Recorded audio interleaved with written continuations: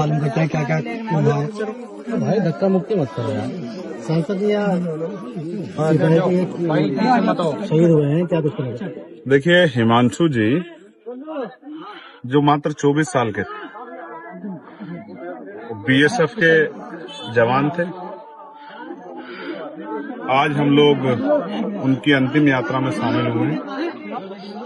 On duty वो देश सेवा में उन्होंने अपने प्राणों का बलिदान दिया। हम उनके इस बलिदान को नमन करते हैं। और जो परिवार है,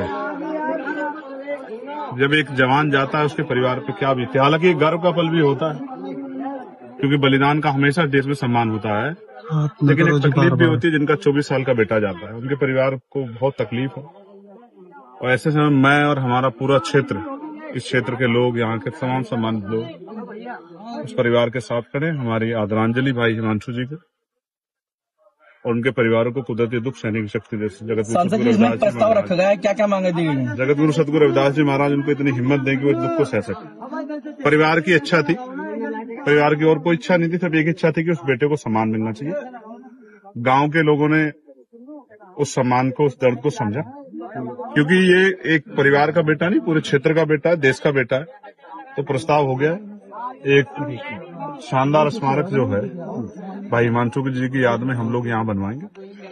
हमने यहाँ अधिकारियों से बात की और यहाँ पर्याप्त उस तरह की जगह है जिसपे एक जो है, एक बेटे को जिसने देश के लिए बलिदान दिया उसको सम्मान मिलना चाहिए। मैं अपनी तरफ से पूरी, हाँ वो उनका राइट्स है।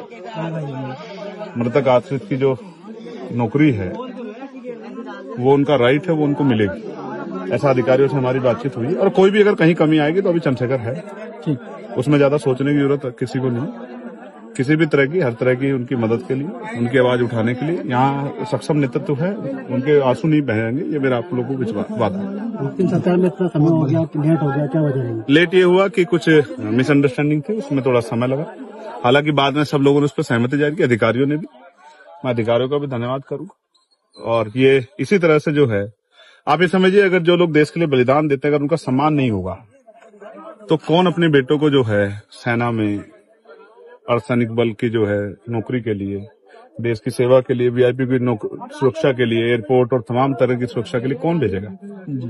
तो हमें समझना पड़ेगा कि बलिदान का सम्मान होना चाहिए। और ये किसी जाति के मोहताज नहीं, किसी धर्म के नहीं। जाति धर्म से ऊपर उठ जाता है जब आदमी जो है देश के लिए नौकरी करता है, देश की सेवा के लिए बलिदान देने के लिए घर से निकलता है। और मैं इस परिवार को भी, उसकी हिम्मत को, इस परिवार की मैं बधाई देता हूँ।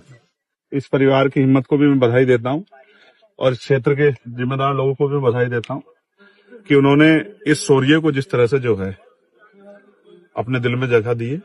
और ये हिमांशु जी अब अमर हो गए। जब तक इतिहास रहेगा इस गांव का, इस क्षेत्र का, हिमांशु जी हमारे दिलों में जिंदा रहेंगे।